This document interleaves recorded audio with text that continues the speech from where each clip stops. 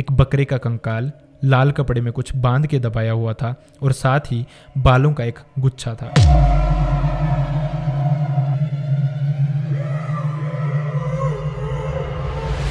दुनिया में बहुत सारे लोग आजकल घर बना रहे हैं, जिसके लिए वो अलग अलग जगहों पे ज़मीनें भी ले रहे हैं और उसी ज़मीन पे वो अपनी उम्र भर की कमाई लगा देते हैं घर बनाने के लिए। ऐसा बोला भी जाता है कि घर ज़िंदगी में एक बार ही बनता है, लेकिन क्या हो वो जो ज़मीन आपने खरीदी हो उसी ज़मीन में कुछ ऐसा हो जो कि आपकी ज़िंदगी बर्बाद करके रख दे और जिसकी वजह से शायद आपको वो घर भी हमेशा के लिए छोड़ना पड़ जाए। कुछ ऐसा ही हुआ हमारे एक सब्सक्राइबर राजीव के साथ, जिनकी फैमिली ने ये इंसिडेंट फेस भी किया और वो खुद ही ये इंसिडेंट हमसे शेयर कर रहे हैं। तो चलिए शुरू करते हैं।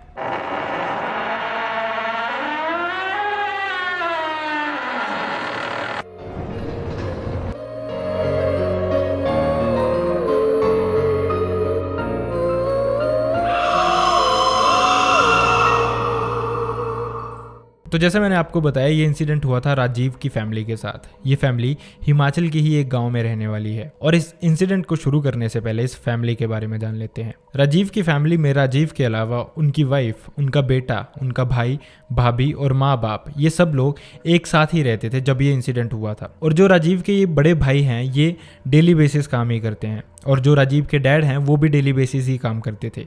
लेकिन वहीं राजीव की गवर्नमेंट जॉब लग गई थी, उनकी सिलेक्शन इंडियन आर्मी में हो गई थी। ये इंसिडेंट हुआ था 2015 में, आज से लगभग 9-10 साल पहले। अब ये जो समय था इस ड्यूरिंग ये सारी फैमिली एक जॉइंट फैमिली की तरह ही रहती थी, एक ही घर में। लेकिन इसके बाद राजीव का बेटा हुआ और उसने डिसाइड किया वो अलग हो जाएंगे, वो अलग घर बना लेंगे, क्योंकि जो राजीव के बड़े भाई हैं उनका फाइनेंशियल स्टेटस इतना अच्छा नहीं था कि वो अपना घर बना पाएँ या फिर ज़मीन ले पाएँ कहीं। तो फैमिली में डिस्कशन हुआ, जिसके बाद डिसाइड ये हुआ कि राजीव जो उनकी एक और ज़मीन का हिस्सा था जो कि लगभग घर से 200-250 मीटर दूर था, वहाँ पे घर बनाएगा और ये जो पुराना घर है ये राजीव के बड़े भाई को दे दिया जाएगा। अब इसके बाद जो नीचे उनकी ज़मीन थी उसके बारे में मैं आपको थोड़ा सा बता दूँ। ये जो ज़मीन थी इसमें उन्होंने बगीचा लगाया हुआ था, बेसिकली जो फ्रूट वगैरह के पेड़ होते हैं वो उन्होंने वहाँ पे लगाए हुए थे। लेकिन उसके सारे ही सराउंडिंग में उनके एक पड़ोसी की ज़मीन थी और ये जो पड़ोसी था ये चाहता था कि ये जो राजीव की फैमिली की ज़मीन थी वो उसको बेच दें, क्योंकि उस ज़मीन के लिए डायरेक्ट रास्ता नहीं था, उस पड़ोसी की ज़मीन से होते हुए ही जाना पड़ता था। मतलब वो जो रास्ता था वो सिर्फ इंसानों के चलने लायक था या फिर बाइक वगैरह के जाने लायक था। वो ज़मीन ना तो बिक सकती थी और ना ही शायद वहाँ पे किसी को घर बना के फ़ायदा था। लेकिन अब ये ज़मीन राजीव के काम आने वाली थी। राजीव ने डिसाइड किया कि वो वहाँ पे घर बनाएगा और जो गाड़ी वगैरह पार्क करनी हो वो अपने पुराने घर में ही पार्क कर दिया करेगा जब भी कभी फ्यूचर में गाड़ी लेंगे तो। अब इसके बाद उन्होंने कंस्ट्रक्शन शुरू कर दी। इसी बीच राजीव ने 2-3 छुट्टियां भी ली घर की कंस्ट्रक्शन चलते चलते ही। ये जो कंस्ट्रक्शन थी लगभग 6 महीने चली, उसके बाद उनका घर बन के रेडी हो गया। लेकिन जब ये घर बन रहा था इस ड्यूरिंग ये जो उनका पड़ोसी था जिसकी ज़मीन इनके सराउंडिंग में थी उसके साथ उनकी बहुत सारी बहस होने लग पड़ी, बहुत सारी लड़ाइयाँ होने लग पड़ी और मैटर छोटे छोटे ही रहते थे। जैसे अगर कोई कंस्ट्रक्शन का सामान जाएगा तो वो उसकी ज़मीन से होके जाएगा, तो उस बात पे भी उसको चिढ़ मचती थी। असल में उसको जो चिढ़ थी वो इसी बात की थी कि ये जो ज़मीन थी वो उन्होंने उसको नहीं बेची और वो खुद उस पर घर बना रहे हैं। खैर, अब जैसे तैसे राजीव का घर बन के रेडी हो गया। इसके बाद जो उनकी गृह पूजा वगैरह थी वो सब कुछ हुआ, सब बहुत अच्छे से हुआ और फैमिली फाइनली शिफ्ट कर गई नए घर में। अब नए घर में राजीव, उनकी वाइफ और उनका न्यूबॉर्न बेबी था। अब ये बेटा जो था राजीव का ये लगभग 6-7 महीने का ही था। अब इसके बाद जो राजीव की छुट्टी थी वो भी खत्म हो गई और उसको वापस से ज्वाइन करना था, वो चला भी गया। लेकिन इसके बाद जो राजीव की वाइफ थी वो अपने बेटे के साथ घर पे अकेली ही रहती थी। हालांकि जो राजीव की मॉम थी वो डेली अपनी बहू के पास जाती थी, शाम को रात को वहीं पे डिनर करती थी और उसके बाद वो वापस अपने घर चली जाती थी, क्योंकि जो राजीव के डैड थे वो अपने घर पे ही रहते थे पुराने वाले में और वहाँ पे उनकी दवाइयाँ वगैरह वो सब कुछ राजीव की मॉम ही देखती थी। अब ऐसे नॉर्मली दिन चल रहे थे। कुछ ही दिन हुए थे इसके बाद कि जो राजीव की मोम थी वो राजीव की वाइफ के पास जा रही थी, लेकिन उनको जाने में इस बार अंधेरा हो गया था, वो थोड़े लेट हो गए थे यूजुअल से।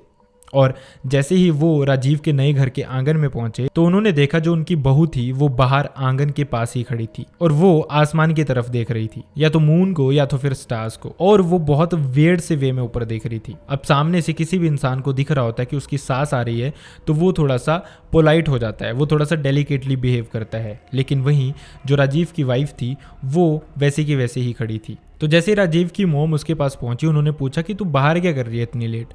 तो उसने बताया कि कुछ नहीं, मैं बस ऐसे ही खड़ी हूँ, आप आराम से अंदर जाओ। उन्होंने पूछा कि बेटा कहाँ है, तो उसने बोला कि बेटा अंदर सो रहा है। तो राजीव की मोम ने ज़्यादा कुछ पूछा नहीं। उन्होंने सोचा कि शायद वो दिन भर बच्चे के साथ अंदर ही रहती है, तो इसलिए शायद बाहर आ गई होगी थोड़ी देर के लिए, तो वो घर के अंदर चलेगी। लेकिन जैसे ही उन्होंने दरवाजे से एंटर किया, उनकी हालत बहुत ही ज़्यादा ख़राब हो गई। उन्होंने देखा कि उनकी जो बहू थी वो अंदर राजीव के बेटे को दूध पिला रही थी। अब ये कैसे पॉसिबल था कि वो उनको बाहर भी दिखाई दे और अंदर भी। राजीव की मोम बहुत ही ज़्यादा डरी हुई थी, लेकिन उन्होंने अपनी बहू से कुछ भी शेयर नहीं किया, क्योंकि वो नहीं चाहती थी कि वो डर जाए, क्योंकि मोस्ट ऑफ द टाइम्स वो अकेले ही घर पे रहती थी। अब इसके बाद राजीव की वाइफ ने अपनी सास को देखा, तो उसने देखा कि वो बहुत ही डरी हुई लग रही थी। तो उसने उनसे डायरेक्टली पूछ लिया कि क्या हुआ, लेकिन सास ने उसको कुछ भी नहीं बताया। तो उसने अपनी सास को पानी वानी पिलाया कि हो सकता है इंसान थक गया हो इतनी दूर से आता हुआ, और उसके बाद उन्होंने डिनर किया। डिनर करने के बाद जो राजीव की मोम थी, उनका मन नहीं कर रहा था वापस घर जाने का। एक तो उनको खुद के लिए डर लग रहा था, और दूसरा वो अपनी बहू के लिए भी कंसर्न थे, क्योंकि उनको डर था कि शायद जो उनके साथ हुआ, जो भी चीज़ उनको बाहर दिखाई दी हो, वो उनकी बहू को भी हार्म कर सकती थी। तो उन्होंने अपनी बहू को बोला कि वो ऊपर फ़ोन करके बता दे कि जो उसकी सास है वो उसके साथ ही रात को रुकेगी। तो बहू ने बिल्कुल वैसा ही किया। अब इसके बाद वो दोनों सेम ही कमरे में सो गई बच्चे के साथ। लेकिन रात भर जो राजीव की मोम थी वो सो ही नहीं पाई। उनको हमेशा ऐसा लगता रहा कि शायद कोई उनके आसपास घूम रहा है। हमेशा उनको ऐसा लगता रहा कि शायद उनको कोई घूर रहा है। उनकी नींद बीच बीच में अपने आप ही टूट जा रही थी। उनको ऐसा लग रहा था कि जो सारा का सारा रूम है, इसमें कोई ना कोई नेगेटिव एनर्जी है। बहुत नेगेटिव वाइब्स उनको रूम से आ रही थी। जैसे तैसे उनकी सुबह हुई, क्योंकि रात भर तो वो सो ही नहीं पाई थी। अर्ली मॉर्निंग वो अपने घर चली गई। उन्होंने ब्रेकफास्ट किया और उसके बाद उन्होंने थोड़ी रेस्ट की। घर जाके उन्होंने किसी को भी कुछ नहीं बताया, क्योंकि उनको लग रहा था हो सकता है जो उनको दिखा हो वो उनका वहम ही हो। तो ये सोच के उन्होंने अभी किसी को कुछ नहीं बताया। अब इसके बाद अगले दिन भी उन्होंने आना था, तो इस बार उन्होंने बिल्कुल अंधेरा नहीं होने दिया। अभी हल्का हल्का अंधेरा होना शुरू हुआ ही था कि वो राजीव की वाइफ के पास चली गई। अब जैसे ही वो फिर से उनके आंगन में पहुंचे, तो वहाँ पे उनकी बहुत ज़ोर से चीखने की आवाज़ आई। तो ये सुनते ही जो राजीव की वाइफ थी वो अंदर से निकली, तो उसने देखा कि जो उसकी सास थी वो बाहर आंगन में बहुत ही बुरे हाल में गिरी हुई थी, और उनके बहुत ज़्यादा फ्रैक्चर आए थे, और साथ ही उनका सर जो था उस पर भी बहुत गहरी चोट आई थी। जब उसने उनसे पूछा कि आपको क्या हुआ, तो उसकी सास ने उसको ये बताया कि उनको ऐसा लगा शायद किसी ने उनको बहुत ज़ोर से उठा के नीचे फेंका हो। अब ये बात बहुत ही ज़्यादा अजीब थी, लेकिन राजीव की वाइफ ने इस पे ज़्यादा सोचा नहीं और उसने अपने ससुर को कॉल कर दी। जिसके बाद जो राजीव के डैड और जो उसका बड़ा भाई था वो राजीव की मोम को लेने वहाँ पे आए। वो उनको हॉस्पिटल लेके गए, जहाँ पे उनके सर पे स्टिचेस लगे और साथ ही उनका जो बाजू था वो फ्रैक्चर हो गया था, उस पर प्लास्टर लगा। इसके बाद उनको बेड रेस्ट दे दी। अब यहाँ से जो राजीव की मोम थी वो बहुत ही ज़्यादा कंसर्न थी अपनी बहू के लिए, क्योंकि जो इंसिडेंट उनके साथ बैक टू बैक 2 दिन हुए थे वो कोई आम इंसिडेंट नहीं थे। उनको डाउट था कि कुछ ना कुछ गड़बड़ तो वहाँ पे ज़रूर चल रही है। तो इसके बाद जो राजीव के बड़े भाई की वाइफ थी, मतलब जो राजीव की भाभी थी, वो राजीव की वाइफ के पास जाने लग पड़ी शाम को।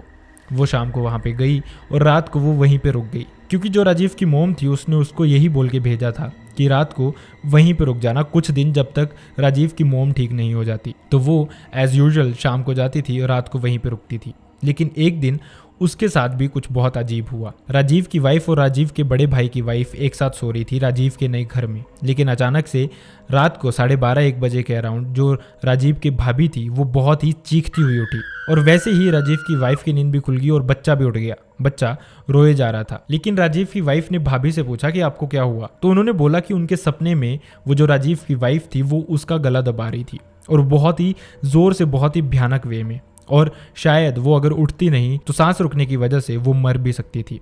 और उसके बाद उनकी सांस सच में ही फूल रही थी और वो बहुत ही ज़्यादा डरी हुई थी। राजीव की वाइफ ने उनको पानी वगैरह पिलाया और बहुत मुश्किल से रिलैक्स करवाया, और फिर बोला कि आराम से सो जाओ, हो सकता है आपको बुरा सपना पड़ा था। लेकिन इसके बाद जो राजीव की मोम के साथ हुआ था बिल्कुल वैसा ही राजीव की भाभी के साथ भी रात भर होता रहा।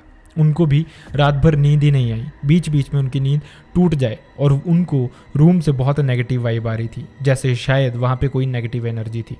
अब इसके बाद अगले मॉर्निंग में ही राजीव की वाइफ भी अपने घर चली गई, और जैसे ही वो घर पहुँची उसकी तबीयत बहुत ही ज़्यादा ख़राब होगी। उसको बहुत ही हाई फीवर हो गया, मतलब उसकी तबीयत इतनी ख़राब हो गई थी कि उसका बेड से उठ पाना भी बहुत मुश्किल था। तो अब दिक्कत ये थी कि राजीव की वाइफ के पास रात को कौन जाएगा, क्योंकि राजीव की मोम को पहले ही प्लास्टर चढ़ा था और राजीव की भाभी बहुत ही ज़्यादा बीमार थी। लेकिन जैसे ही राजीव की मोम ने ये सब कुछ सुना तो वो समझ गई कि जो भी उसके डाउट्स थे वो गलत नहीं थे। वहाँ पे सच में कुछ ना कुछ तो ऐसा है जो कि शायद नहीं होना चाहिए। तो राजीव की मोम ने राजीव के डैड को बोला कि वो अपनी बहू को कॉल करके यहाँ पे बुला लें, और साथ ही राजीव की मोम ने राजीव के डैड को सारा का सारा इंसिडेंट भी बताया, जो कुछ उसके साथ हुआ था, जो कुछ उनकी बड़ी बहू के साथ हुआ था।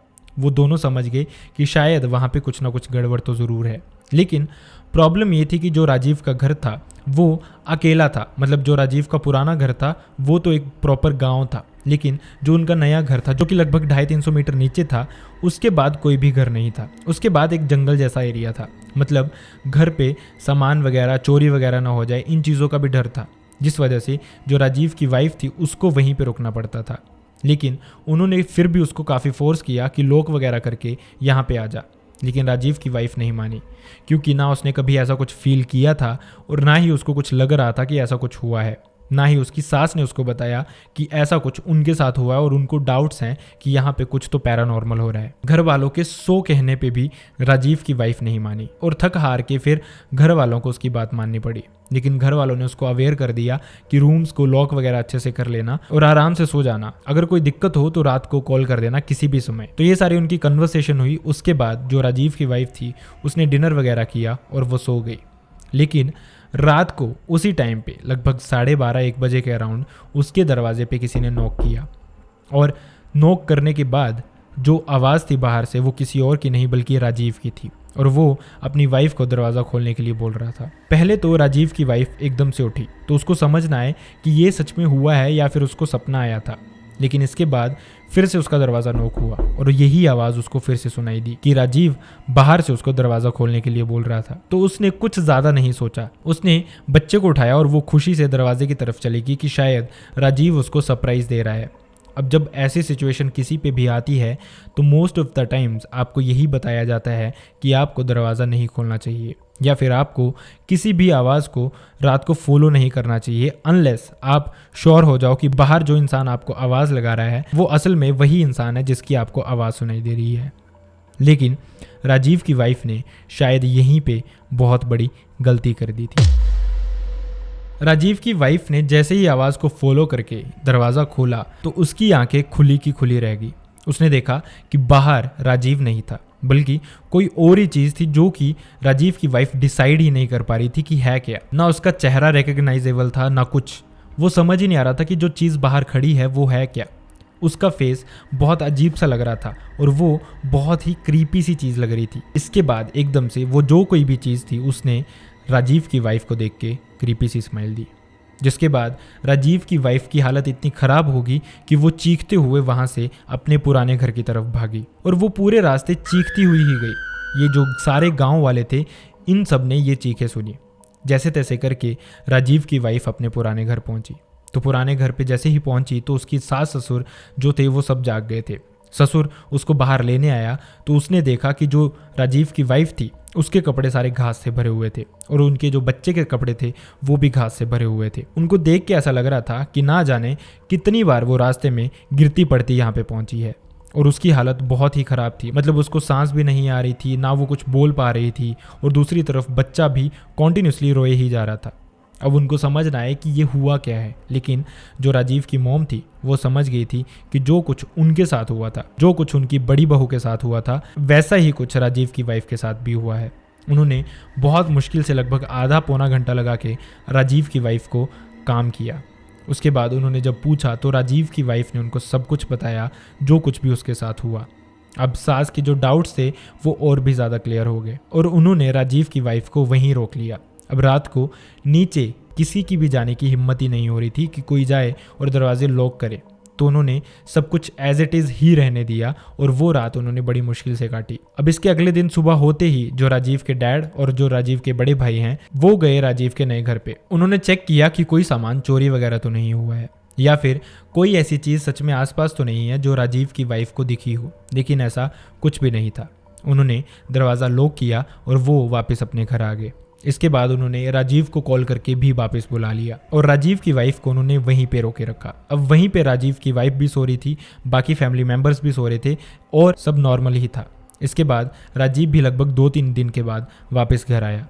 जब राजीव को ये सब कुछ पता चला तो उन्होंने अब ये डिसाइड कर लिया था कि घर पे कुछ ना कुछ तो ऐसी गड़बड़ ज़रूर है जिसको चेक करवाना बहुत ही ज़्यादा ज़रूरी है। तो जो राजीव की मोम है वो एक गुरुजी को बहुत मानती थी और उनका रिलेशन भी उनके साथ बहुत ही अच्छा था। मतलब ये जो गुरुजी थे वो उनके घर पहले भी आते जाते रहते थे। मतलब एक जो फैमिली बॉन्ड होता है वैसा बॉन्ड था उनके साथ। और साथ ही राजीव की मोम को उन पर बहुत ही ज़्यादा भरोसा था कि ये जो कुछ भी उनके साथ हो रहा है उसका सोल्यूशन शायद वही कर सकते हैं। अब इसके बाद बिना देरी किए राजीव की मोम ने उनको कॉल करके वहाँ पे बुलाया। जैसे ही वो गुरुजी वहाँ पे पहुँचे तो वो सीधा राजीव के नए घर पे चले गए। इसके बाद उन्होंने राजीव का सारा घर घूमा, लेकिन घर में उनको ऐसी कोई भी नेगेटिव वाइब नहीं आई जिसको फील करके ऐसा लगे कि राजीव के घर पे ऐसा कुछ है। इसके बाद उन्होंने बाहर आते ही उनको बताया कि घर आपका एकदम सेफ है। तो उनको लगा कि शायद जो भी सबके साथ प्रॉब्लम हुई थी वो कुछ ऐसी एक्सेप्शनल चीज़ें थी जिसका उनके घर से कोई लेना देना नहीं है, या फिर उनका घर बिल्कुल सेफ है। लेकिन इसके बाद गुरुजी ने घर के सराउंडिंग्स भी घूमना शुरू किए और वो घूमते घूमते एकदम से जो उनका आंगन से थोड़ा सा आगे का एरिया था वहाँ पे खड़े हो गए। अब उनको समझ ना आए कि गुरुजी एकदम वहाँ पे खड़े क्यों हैं, और उन्होंने आंखें बंद करी हुई थी और वो कुछ मंत्र जाप किए जा रहे थे। जैसे उन्होंने आंखें खोली तो उन्होंने सिर्फ एक लाइन बोली कि इस जगह को खुदवाओ। राजीव की फैमिली ने बिना देरी किए गाँव से ही कुछ मजदूर बुलाए और उस जगह को खोदना शुरू किया। जैसे ही लगभग 2.5-3 फीट उन्होंने उस जगह को खोदा तो उन्होंने देखा कि उस जगह पे नीचे एक बकरे का कंकाल लाल कपड़े में कुछ बांध के दबाया हुआ था और साथ ही बालों का एक गुच्छा था। अब वो देखते ही समझ गए कि जो कुछ भी उनके साथ हो रहा था मोस्ट प्रोबेबली इसी वजह से हो रहा था। जो गुरुजी थे उन्होंने उनको ये भी बताया कि ये किसी दूर के इंसान का काम नहीं है, ये आपका कोई नोन, आपका कोई पड़ोसी या फिर आपके आसपास रहने वाला ही इंसान है। और सबको पता था कि ये इंसान कौन है। असल में ये वही इंसान था जो उस ज़मीन को लेना चाहता था। अब उसका मकसद यही था कि राजीव की फैमिली या तो ख़त्म हो जाए या तो फिर ये घर छोड़ के वो यहाँ से चले जाएं और ये ज़मीन उसके लेने के लिए बिल्कुल फ्री हो जाए। अब इसके बाद जो गुरुजी थे उन्होंने राजीव के घर पे फिर से शांति हवन किया और उसी जगह पे उन्होंने एक पूजा की और वो जो भी सामान था उसको निकाल के घर से दूर ले जाके जला दिया। जिसके बाद उन्होंने बताया कि आपका घर, आपकी ज़मीन अब सेफ़ है, आप यहाँ पे रह सकते हैं। लेकिन राजीव ने लास्ट में ये बात भी शेयर की कि वो आज भी अपने घर पे रहने से डरते रहते हैं कि ना जाने कब ऐसा कुछ उनके साथ फिर से हो जाए। तो ऐसे बहुत सारे इंसिडेंट्स होते हैं जहाँ पे हमें लगता है कि शायद ऐसी चीज़ें हो ही नहीं सकती, लेकिन वहाँ पे ही ये चीज़ें सबसे भयानक रूप में आके आपसे मिलती हैं। तो अगर आपकी भी ऐसी सराउंडिंग्स हैं या फिर आपके आसपास भी ऐसे लोग रहते हैं तो मैं तो आपको यही हिदायत दूंगा कि बी केयरफुल। तो आई रियली होप आपको वीडियो पसंद आया। अगर वीडियो पसंद आया तो वीडियो को लाइक करना ना भूलें और चैनल को सब्सक्राइब करना बिल्कुल भी मत भूलें। आप सिर्फ वीडियो देखते हो, चैनल सब्सक्राइब नहीं करते हो। और साथ ही अनफॉर्चुनेटली मैं नहीं चाहता किसी के साथ हुआ हो, लेकिन अगर आपके साथ ऐसा कुछ इंसिडेंट हुआ है तो आप मेरी मेल आईडी या फिर इंस्टाग्राम पे मुझसे शेयर कर सकते हैं। दोनों का लिंक आपको मेरे डिस्क्रिप्शन बॉक्स में मिल जाएगा। So see you next time in the next video. Bye bye.